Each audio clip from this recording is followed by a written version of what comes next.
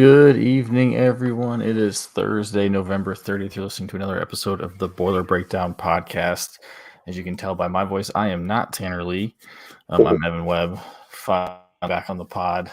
And I'm joined here tonight by my co-host, Andrew Eiler. Eiler, how's it going tonight? You're all right. How are you? Back in the States?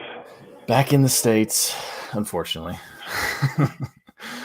I was gone on the honeymoon over in Italy, and it was a fun time. Missed some really good games, though. That's for sure. Yeah, you did. I don't know if you missed them, though, because you were texting us at, like 3 a.m. your time? Yeah, let's see. I know I'm trying to remember. Xavier game was probably around 2 or 3 in the morning. Appreciate it, Boiler Max. I remember the first the Gonzaga game was, I think, like 11 o'clock. I think actually maybe so was. No, the Xavier game was late. So that was like a 7 o'clock tip, so that would have been super late for me. Gonzaga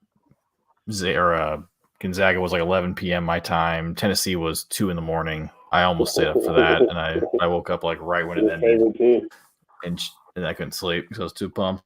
And then the Marquette game was 11 o'clock my time too. I kind of just followed along the ESPN app, but yeah, pretty eventful. I know Tanner did a really good job with a kind of a post Maui solo pod. He couldn't be with us tonight. He's a little under the weather. He might be joining us in the comments though. Yeah. But since then, big game on Saturday where we saw the Boilers take down the Indiana Hoosiers in a battle of the suckiest teams in the state, I guess. Both teams 3 and 8 going into the game. Saw the Boilers come out victorious by a final score. Where was the score? 35-31. Yeah, 35-31. Would you say this was Hudson Card's best game? I don't know. I thought Minnesota played really well too. Yeah, that's true. Yeah. That's what I read that after, and they were like, "Oh, the Hudson Card game," and I was like, "Yeah, maybe," but like I thought he played really well. Minnesota, and then obviously unfortunately got hurt and couldn't play against Northwestern the next week, but right. Had he been, it could have been like a really, really strong finish for him. I mean, I guess he only had 250 yards. Yeah. He played really well against Illinois too, I guess. Yeah. I just thought this was more of a game where just like he like legitimately just like put the team on his back because there were so many times, especially at this point in the year, where the offensive line was just an absolute patchwork. And then like the first quarter, neither team wanted to do anything. No. I mean, Thieneman, I think, had a pick on like the third play of the game. Yep. Returned it to like the 20. Yep. And then missed a 30-yard field goal or something. Yeah. The first couple of drives resulted in nothing. Remember, I texted you guys because I was then Indiana scored, and I was like, "Man, 7 feels insurmountable right now." Then, of course, we come right down and score, and then Tanner shoves it in my face. The gates open in the second half. Both teams. I don't know if defenses were gassed at the end of those crappy seasons or what. I mean, Purdue defense definitely made a lot more plays, but I think when IU went up 10 in the fourth, I think it was in the fourth. It was a field goal. Tanner, you were worried. I was worried. Tanner said he's not worried, and then I was worried. I was worried. I was like, I don't know. I think there was only like 10 minutes left or something, and yeah, I mean, 2 great drives. Yeah, and then you obviously Hudson kind of that final drive did what he did all game, which was just kind of avoiding catastrophic sacks. I don't understand how he got away from those. No, there were a couple. Probably in the third quarter, maybe it was in the fourth, when he got sandwiched. Yeah. And then popped out of it, and then broke another tackle like on the sideline, and then got like a first down and something stupid. Yeah, with a cracked rib. So that was pretty incredible, and then obviously caps off with a run to score to go up late in the game, and then I mean Scorton in that last play of the game to get the. I thought he jumped off. I thought he did too. As soon as the play happened, I was like, man, because I saw it. And I waited a second because I was watching it with my wife, who's a Hoosier, and I was watching it with my mom as well. And I saw it happen. I was like, wait a second. I was like, he definitely jumped off sides, right. And then I saw the replay, and I was like, he actually timed that like incredibly perfect. Yeah. and I'm shocked they didn't call it. Because it looked like offside. Rough jump, yeah. I guess that was the other side of it. They didn't. Did you? I think. Was Tanner? You weren't at the game, so Tanner must have been. What did you think of the punt? There was the other one that was 4th and 4. IU was punting, and the IU guy there was a false start at IU, but they called it offsides Purdue. Yeah, I had actually and it gave them the first down. Okay. I said I was going to go get food. I was listening to it. Because I think I only could pull the IU broadcast in our hometown, and so I was like, because I think what happened was I got to the place and then it was 4th down. I went in, got the food, and I came back out, and IU still had the ball. And I was like, wait a minute, what the heck just happened? I think it was they had just called the play. So I missed that part, but it wasn't a super obvious false start. But the TV broadcasters were like, "Yeah, that's a false start," and they're never in Purdue's favor. So it must have been really bad. I guess I don't know, but still, I don't know. That was when I got. That one was when IU went down and went up 10, and that's when I was like, "Crap, yeah, not good." Hudson finished 21 for 34, 275, 3 touchdowns, no interceptions, only 1 sack, even though he got hit. I don't have the stat, but he got hit a billion times back there. He led the team in rushing, 12 rushes for 97 yards, 1 touchdown at the end. Tyrone Tracy, who I think Tom Dienard said he probably should have been a running back his entire collegiate career, finished for 11 for 55. Maccabee finished 18 for 57. His kind of big play was the fourth and 1 play where Card faked the QB sneak which I saw. The wheel, the long touchdown. Yeah, that was great. Yeah, my favorite was just on Twitter seeing people saying Purdue sucked at 4th and short for so long, just said that beauty of a play. And totally Graham Harrell was running it up the counter up the middle on 4th and 1 for 11 games just to do that. Yeah. Then Dylan Dowling 2 for 13, Deion Burks 2 for 1 with a loss of 5. And then receiving, obviously we threw for 275, but no one eclipsed triple digits. Deion Burks led the way with 7 for 87, no touchdowns. George Vernon, the freshman, kind of coming out party with just a depleted. Was that his first catch? So his first catch came in the game. I heard someone say that his first catch was the touchdown. I know I said something to you and Tanner in our text message, but I think that his first. I think he had a catch, and then his second or third catch was the touchdown. Yeah. But I don't know if it's the hair and the number in the 80s, but I'm getting some John Staniford vibes just from the tall, lanky receiver. I don't know if you're feeling that. Huh? I think he's a tight end, but he's built like a receiver. With Miller going down with another leg injury was really tough to see. I think it was said Achilles or ankle, actually. I thought I saw. So I'm not sure what his future holds. He could come back technically, but you don't know with that. George 5 for 74 touchdown. Devin Maccabee 1 for 38, and it was a great 1 catch. Jaron Tibbs from Indianapolis, the freshman, 3 for 27. Jaden Dixon-Veal 3 for 24. Drew Bibber 1 for 16. And Garrett Miller 1 for 6, and Tyrone Tracy 1 for 3. So just definitely kind of a spread it out, that's for sure. And on the defensive side, stop me if you heard this before, but Dylan Thieneman led the team in tackles. Also had he had 2 picks to now he tied Stu Schweiger's freshman record, and then he broke it. Just an incredible freshman campaign by him. I've said this before, we're going back to the beginning of the year. I wasn't even sure because I feel like we didn't hear about him a whole lot coming out of camp. But I was like, man, I hope he doesn't get buried in the depth chart with all these transfers we got coming in, or all these, I hope he doesn't get scared off by all the, the 24 commits that we've got that are defensive backs. And after the first games, I don't think he's going to be scared off by anybody because he's got that position locked down for as long as he's at Purdue. Yeah. Who else? It was needed. Yeah. Kydron Jenkins had 6 tackles, 2 solo. Nick Scorton 6 tackles, 4 solo, including the big one at the end that led to the 2 sacks for Scorton too. Yeah. Did he lead the Big Ten? I think he did, because that was the whole thing, was just like when. And he's second team All Big Ten. Second team All Big Ten. It's like I mean, what do you have to do aside from play for Ohio State, Michigan, and Penn State? Like what do you have? Like, what did he have to do to be first team All Big Ten? Boiler Max, going back talking about Carr, he got almost tackled 3 times and still made a completion downfield. He was a gamer.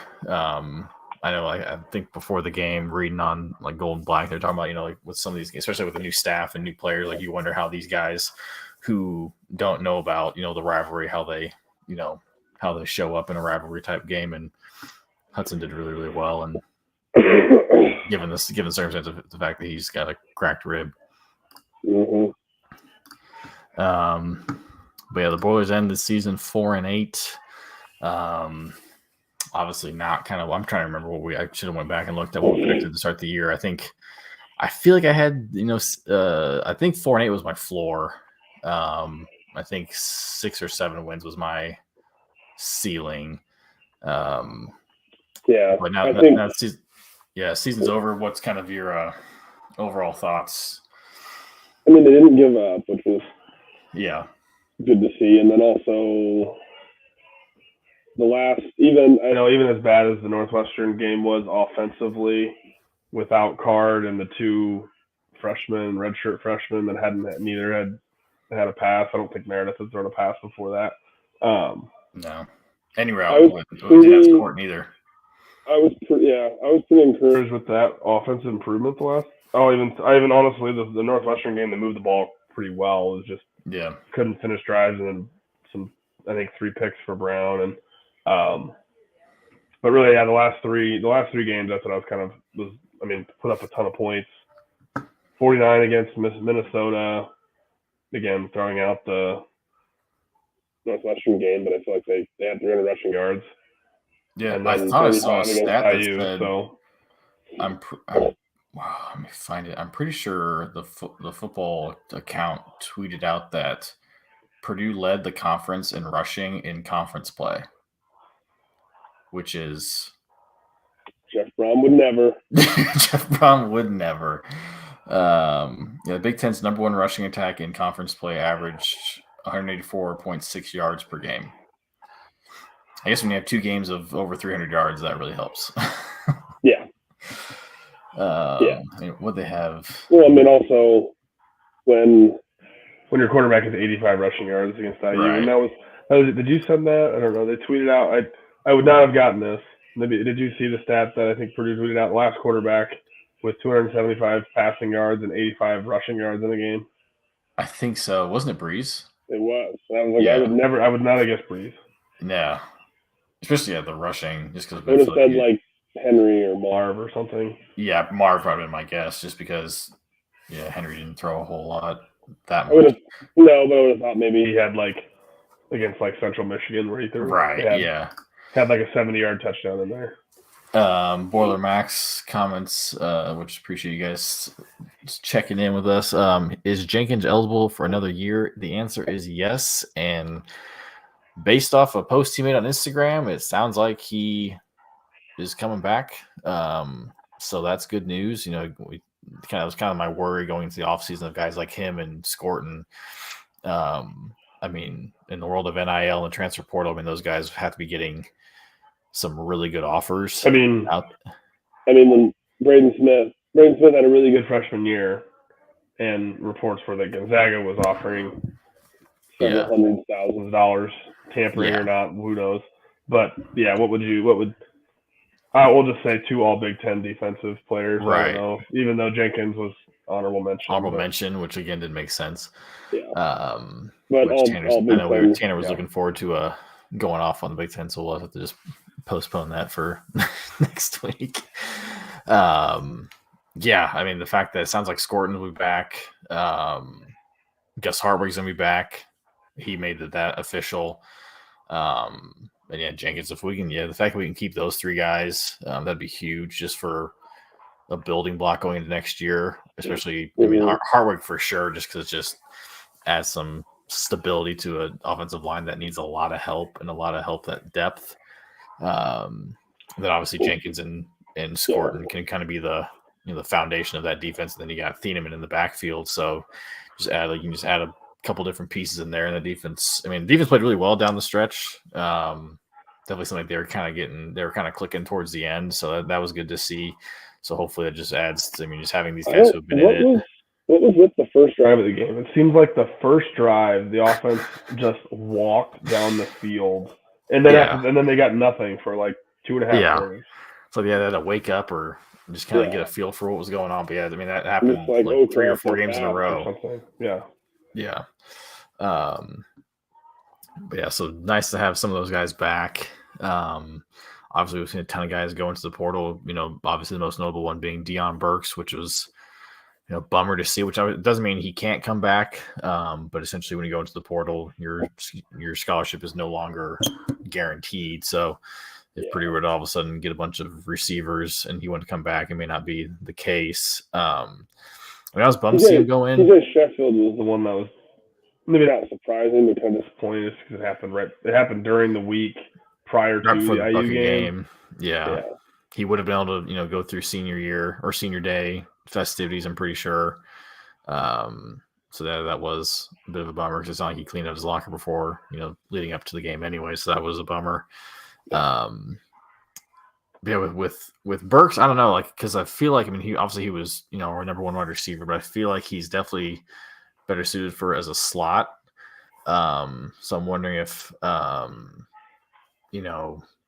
we can get, obviously we had the FAU kid who got hurt before the year, but, if adding a few pieces, bigger wide receivers, and because I feel like he kind of was playing out of position a little bit just because he had to, because we had no one else. Yeah. I wonder if maybe that might, entice him to come back. I don't know, or if he's just opportunities. And maybe it is just I'm going to put myself out there and see what offers I get. Yeah. Is this the second year of NIL transfers, right? Third. Okay. Yeah, because it started summer of 21, I believe. That's when it started. Because, like you said, maybe there's no guarantee you hold your scholarship, but if you're hey, you're the number one wide receiver on a team that's completely turning the roster over, he might always there's probably a good chance that I can come back.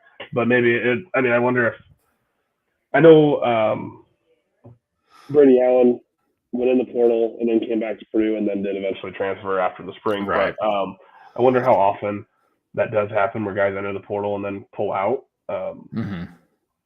Or come back to their existing schools, almost like they're shopping, and then it's bargaining, basically. If you can say, it's free agency. Where's Burks from? Is he from Michigan or something? Where's he from? I can't remember. I thought, anyway, I want to say Kentucky. Well, if he's hey, Tennessee's going to offer me $300,000. Purdue, you got to up your $200,000 to match this. I'll come back. I don't know. He's from Michigan. He's from Belleville, Michigan. Yeah.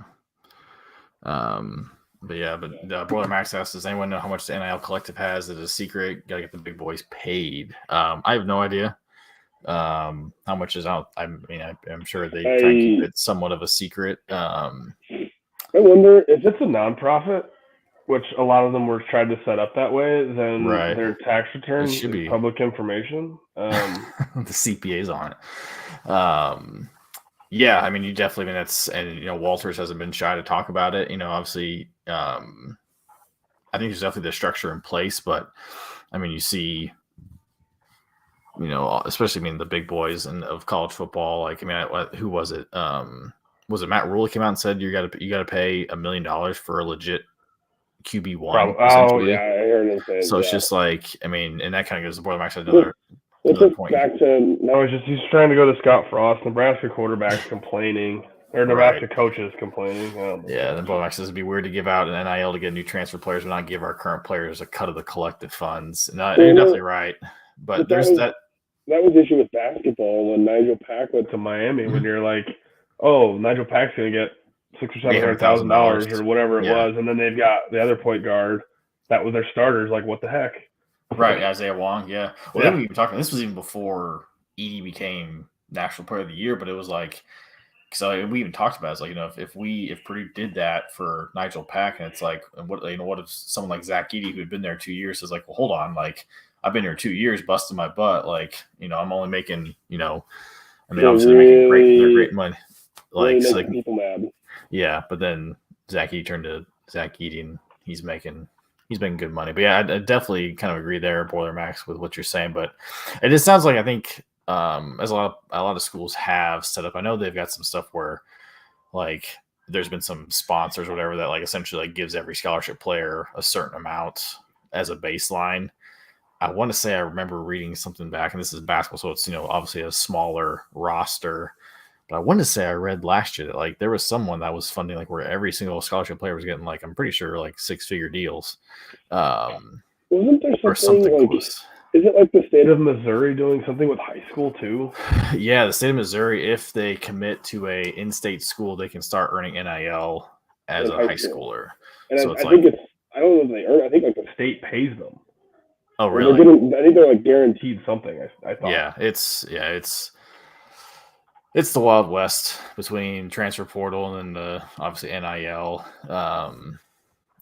Thad Mooney says Texas was giving all players $50K last year. So yeah, there's it sounds like, reading some reports on Gold and Black, it sounds like the Boilermaker Alliance might have gotten a nice donation to kind of help get things going from a collective standpoint. Because then, like, it goes into, I'm not a part of the John Purdue Club and all that kind of stuff. And obviously then you got the new Big Ten TV media deal.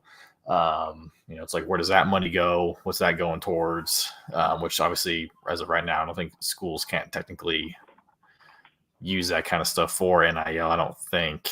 But at this point, like, what's the NCAA going to do at this point? But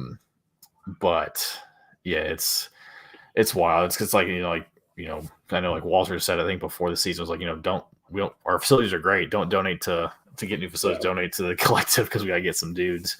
Which it is what it is.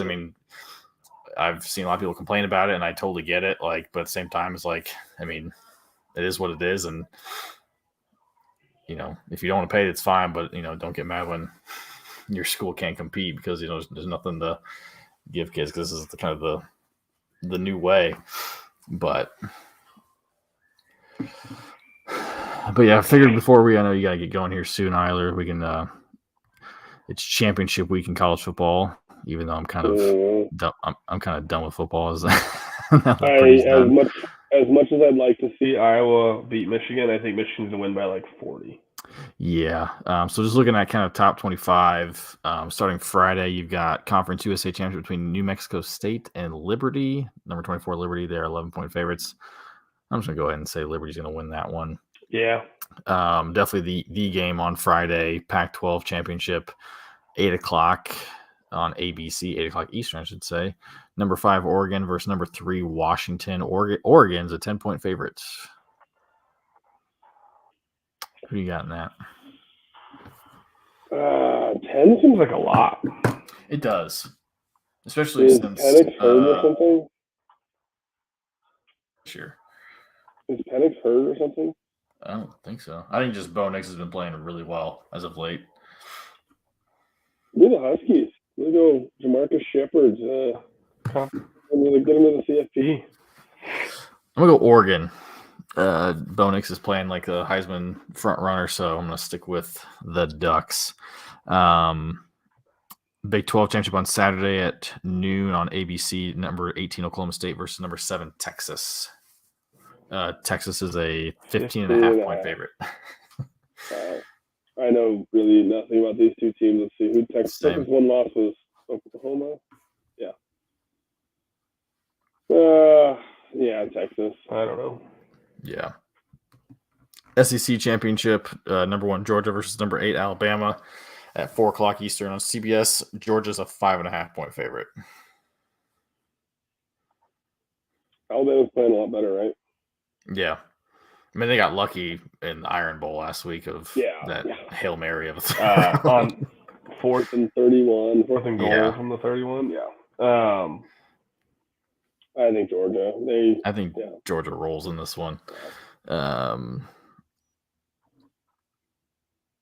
Oh boy, ACC championship. You got number 14 Louisville coming off a bad loss to Kentucky against number 4 Florida State. Florida State's a 1.5 point favorite, and their starting quarterback obviously is out. Yeah, who just won ACC Offensive Player of the Year, I think. Yeah, he did. I would love Florida State to win with a backup quarterback, but yeah, I feel like Jeff Brom's teams would rise to that now that he's got some paid players. Yeah, I think Louisville wins. I unfortunately think they do too. And then the final East versus West Big Ten championship. Fortunately, the last year of the Big Ten West in all of its glory. Number 2 Michigan versus number 16 Iowa. Is Harbaugh still suspended, or was it just a regular season? I think he can coach this game. Yeah, I think. I thought it was just a regular season. 8 o'clock on Fox. Michigan is a 22-point favorite. What is the over-under on this game? 35.5. So Michigan's going to score, yeah. I think Michigan, yeah. I think Michigan covers that. Yeah, I think it's like... The only way they don't is if Iowa somehow returns a punt for a touchdown, and then they sit on the ball, and Michigan only scores 4 touchdowns or something. Yeah, I'm saying it's like a 30-6 game. They hit the over barely, just because. I don't think Iowa scores. I think they get. There were some pretty bad. We should talk about that real quick. Some of the really bad Big Ten. Maybe I'm thinking of like the early. Was it Leaders and Legends when that started, like 2011, 12? 11, yeah, when Nebraska joined. Yep. When Nebraska and Rutgers joined, I can't even tell you. Like there was some way to remember what they were, because it was like all the M's and then like I had no idea. I can't remember, but that was stupid. And then the East versus West was just such a lopsided. Didn't Nebraska just get absolutely smoked one year by like Michigan State or something? I thought I just have a recollection they lost like 50-3 or something. I know that because they made it the one time. It was before the East and West. It was 70-31, December 1st, 2012. Wisconsin scored 70. Jeez. And that's with Nebraska scoring 14 in the fourth. Yeah, I mean, for the longest time, it was essentially like Ohio State versus Wisconsin for a long time. So it was just always like, oh, downtown Indy's going to be painted red between the Scarlet of Ohio State and the red of Wisconsin. Yeah. Then Iowa made a couple appearances, and obviously Michigan's made some appearances. Purdue did last year against Michigan. So there's going to be that's elite company for Purdue to be in. It is, yeah. I remember when we clinched, talking to my dad, I was like, God, we got to play Michigan. He's like, well, we should go because we're never going to make it again. And we went. It was fun for a half and some change. Hey, the day was fun. Yeah, it was. I know I got to get going here. Any thoughts? I know you didn't get a chance to watch the basketball game. Let's talk about Northwestern. I'm remembering last year's debacle. Oh, God, yeah. I was thinking about that when we came on. I don't know why. I had to leave. We were at a Christmas party or something, so I had to go get stuff toward the end of that game. I think I was in my car when it finished. Mm-hmm.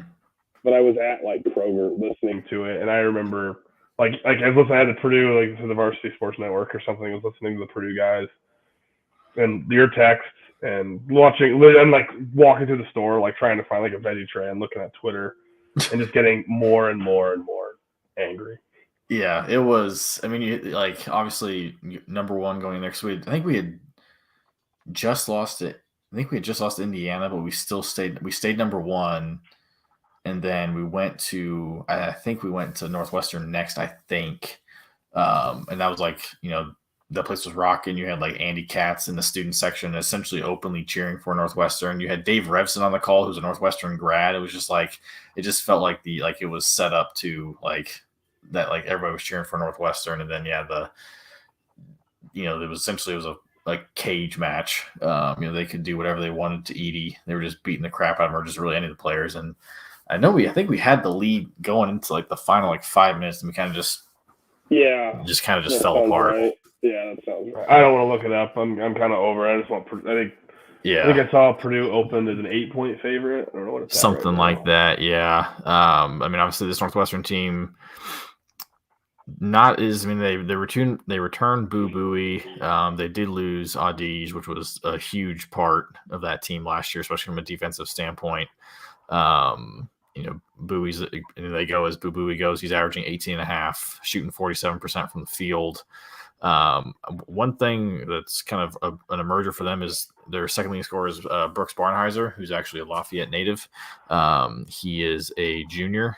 He's averaging 15 right now and shooting. He's shooting 27% from three, but he's been playing really well.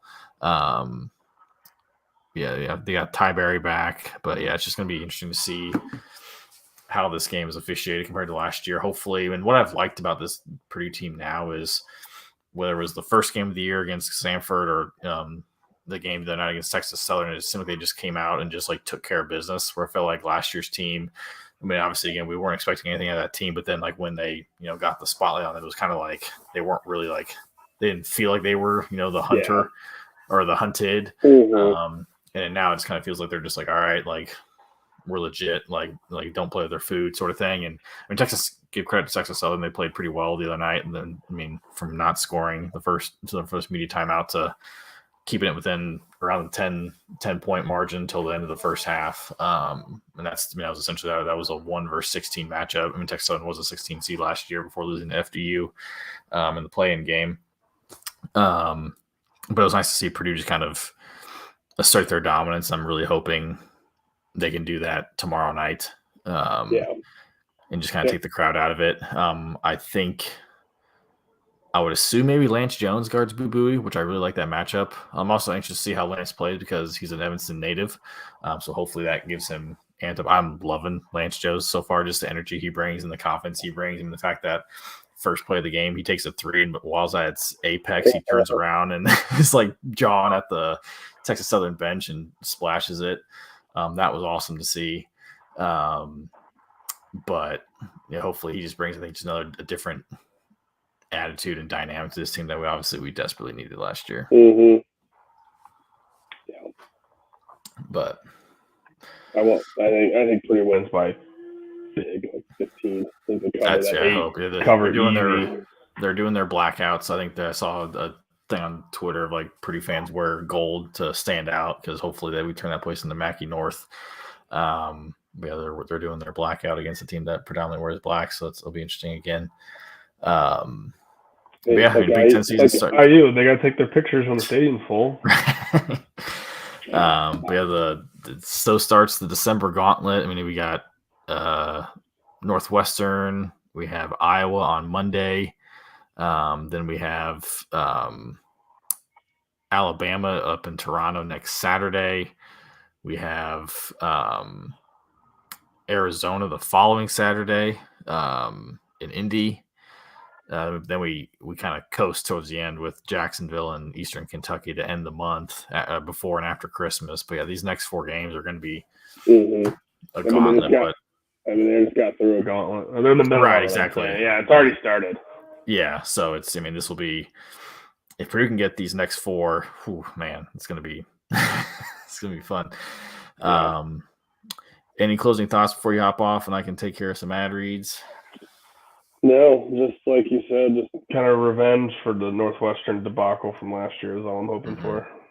This is a tough Big Ten opener for this team. Just because I feel like normally we usually opened up like at home against Nebraska or been at Nebraska or something. It's like, man, this Northwestern. Northwestern, I don't think they're as good as last year, but it's still. I think they overachieved and were lucky. Yeah, last year. They had a really hot stretch where they beat Purdue, IU, and that kind of propelled them into the tournament. And they kind of fizzled towards the end. Because there's a point they're like they could win the Big Ten if Purdue keeps losing, and they didn't. And then Purdue won by 3 games. Yeah. Yeah. All right. Well, good to see you, buddy.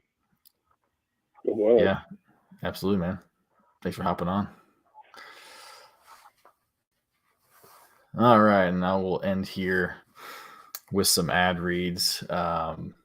Like it every week, the Boiler Breakdown is brought to you by Mad Mush, home of the original cheese stick. If you find yourself on campus, hey, tomorrow we got a late game, 9:00 tip. Unless it's later because the IU game's before it. If it goes late, it could be a later tip. But if you're looking for some food, make sure you check out Mad Mush on campus. And this is actually, it won't matter tomorrow, but today, last day of November, is the last day for the pizza of the month. So if you're listening to this live right now, there's still time to grab yourself pizza of the month, which is Tristan's Thanksgiving feast for the month of November, which is turkey gravy topped with corn, savory stuffing, hickory smoked turkey, and mozzarella and cheddar cheeses finished with parsley, starting at $14. And remember, whenever you go to Mad Mush, make sure you tell them that we sent you for a discount, or you can also get use the code BREAK5 if you're ordering online, and you can get $5 off any order over $20. If you're getting some food tomorrow, get the new pizza of the month, which we'll find out tomorrow. Get some cheese sticks, or go and stop in and see them. Tell them Boiler Breakdown sent you. Grab some cheese sticks, grab some beer, have some fun. We appreciate Mad Mush for sponsoring us once again this year. And then we're also happy to have once again this year is the shop. The shop's been bringing hometown apparel to us since 2011, since our humble beginnings in a garage, and now having 2 brick and mortar stores in the Indianapolis area, one in Broad Ripple, one in the Carmel area. If for the Hoosier, the Boilermaker, the Bulldog, the DePaw fan, Wabash, Pacer, Colts, they've got everything for you, especially this holiday season coming up.